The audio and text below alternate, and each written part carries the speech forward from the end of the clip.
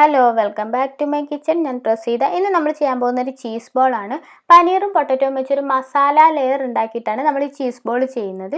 അപ്പോൾ വളരെ എളുപ്പമാണ്. നമുക്ക് ഇതിൻ്റെ ഇൻഗ്രീഡിയൻസും റെസിപ്പിയും നോക്കാം.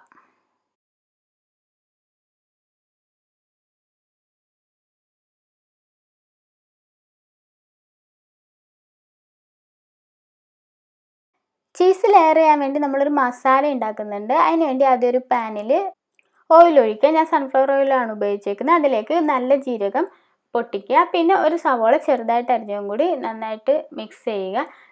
ഈ സമയത്ത് വേണമെങ്കിൽ നമുക്ക് ഉപ്പ് ആഡ് ചെയ്യാം. നന്നായിട്ട് വാടി ഒരു ബ്രൗൺ ഷെയ്ഡ് ആവുന്ന സമയത്ത് നമ്മൾ 1 table spoon ginger garlic paste ചേർക്കുക. ചതച്ചതാണെങ്കിലും കുഴപ്പമില്ല. നന്നായിട്ട് മിക്സ് ആയി 1/4 ടേബിൾ സ്പൂൺ മഞ്ഞൾപ്പൊടി ചേർക്കുക. പിന്നെ അതിലേക്ക് 1 tablespoon meat masala, chicken masala ചേർത്താലും മതി. വേറെ മുളക് പൊടിയൊന്നും ഞാനിതിൽ യൂസ് ചെയ്യുന്നില്ല. മീറ്റ് മസാലയും ചേർത്ത് നന്നായിട്ടൊന്ന് മിക്സ് ചെയ്യുക. ഇതിലേക്ക് 1 കപ്പ് പനീർ നന്നായിട്ട് പൊടിച്ചത് ചേർക്കണം. കട്ട ആവാൻ പാടില്ല. നന്നായിട്ട് പൊടിച്ച് തന്നെ ചേർക്കണം. കൈവച്ച് പിടിച്ചാൽ മതി. പിന്നെ ഇത് നന്നായിട്ട് മിക്സ് ആയതിനു ശേഷം ഉപ്പ് ഇടുക. പിന്നെ നമ്മൾ പുഴുങ്ങി പൊടിച്ച് വെച്ചിരിക്കുന്ന 2 ഉരുളക്കിഴങ്ങും കൂടി ചേർത്ത് നന്നായിട്ട് മിക്സ് ചെയ്യുക.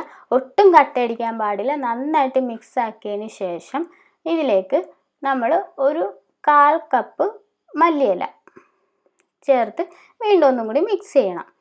ഇനി തീ ഓഫ് ചെയ്തതിന് ശേഷം ഈ മിക്സ് ഒന്ന് മാറ്റി വെക്കാം. അപ്പോൾ ആ സമയത്ത് നമുക്ക് ബോൾസ് മുക്കാൻ വേണ്ടിയിട്ട് ഒരു ബാറ്റർ തയ്യാറാക്കണം. അതിന് വേണ്ടിയിട്ട് 2 ടേബിൾ സ്പൂൺ മൈദയും 1/4 ടേബിൾ സ്പൂൺ കുരുമുളക് പൊടിയും ആവശ്യത്തിന് ഉപ്പും ചേർത്തിട്ട് നല്ലൊരു ലിക്വിഡ് ആയിട്ടുള്ള ബാറ്റർ തയ്യാറാക്കണം. നല്ല ലൂസായിരിക്കണം. ബോൾസ് മുക്കിയിട്ട് ബ്രെഡ് ക്രംസിൽ മുക്കി വറുക്കാനാണ്. അപ്പോൾ ആവശ്യത്തിനുള്ള വെള്ളം ഒഴിച്ചിട്ട് നമുക്കൊന്ന് ബാറ്റർ തയ്യാറാക്കാം.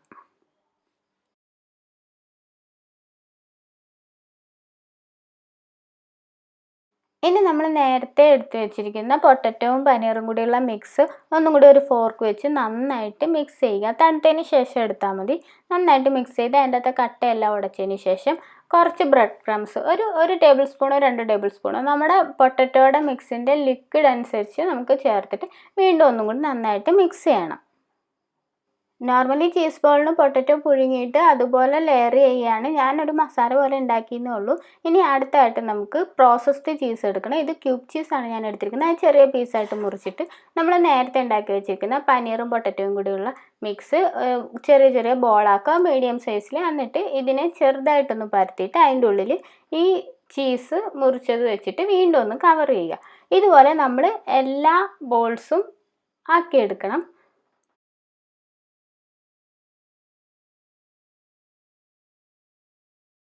അപ്പോൾ ഇനി എല്ലാം എടുത്തതിന് ശേഷം നമ്മൾ നേരത്തെ തയ്യാറാക്കി വെച്ച മൈദയുടെ മിക്സും 1 കപ്പ് ബ്രെഡ് ക്രംസും കൂടി എടുത്തിട്ട് ഇതുപോലെ ഓരോ ബോൾസും ഈ മൈദയുടെ ഡിപ്പിൽ മുക്കിയിട്ട് ബ്രെഡ് ക്രംസിൽ പൊതിഞ്ഞെടുക്കുക.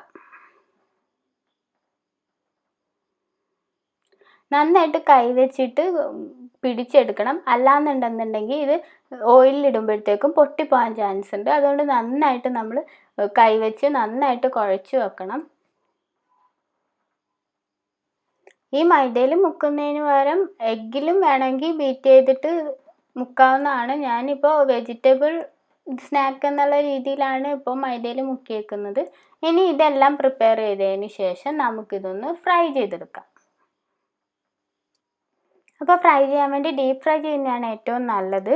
അപ്പോൾ അതിന് വേണ്ടിയിട്ട് നമ്മൾ നേരത്തെ ഉണ്ടാക്കി വെച്ചിരിക്കുന്ന ബോൾസ് എല്ലാം എടുത്തിട്ട് ഓരോന്നായിട്ടിട്ട് ഫ്രൈ ചെയ്തെടുക്കുക. ഒരു ഗോൾഡൻ ബ്രൗൺ ആവുന്നിടം വരെ ഫ്രൈ ചെയ്യണം.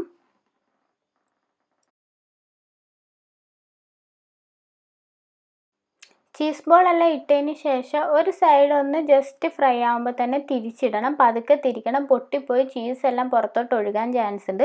അപ്പോൾ ഒരു ചെറിയ ഫോർക്ക് വെച്ച് മറിച്ച് കൊടുത്താലും കുഴപ്പമൊന്നുമില്ല. അപ്പോൾ പൊട്ടാണ്ട് പതുക്കെ ഒന്ന് സൂക്ഷിച്ച് അത് മറിച്ചിട്ട് കൊടുക്കുക. ഒരു ഗോൾഡൻ ബ്രൗൺ ആവുന്നിടം വരെ നമ്മളിത് തിരിച്ച് മറിച്ച് ഇട്ട് കൊടുക്കണം.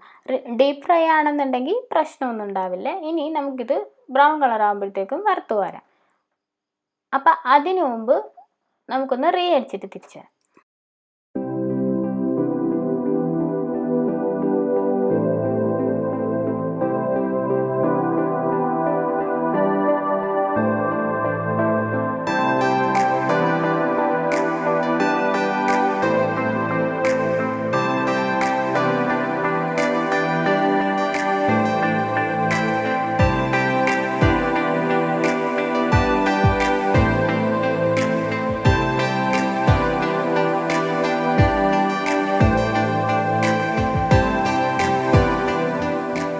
അപ്പോൾ വളരെ കുറച്ച് സാധനങ്ങൾ വെച്ചൊരു സിമ്പിളായിട്ട് ഉണ്ടാക്കാൻ പറ്റുന്ന ഒരു റെസിപ്പിയാണ്. എല്ലാവരും ട്രൈ ചെയ്ത് നോക്കുക. കമൻറ്റ് ചെയ്യാനും ഷെയർ ചെയ്യാനും സബ്സ്ക്രൈബ് ചെയ്യാനും മറക്കരുത്. Thank you.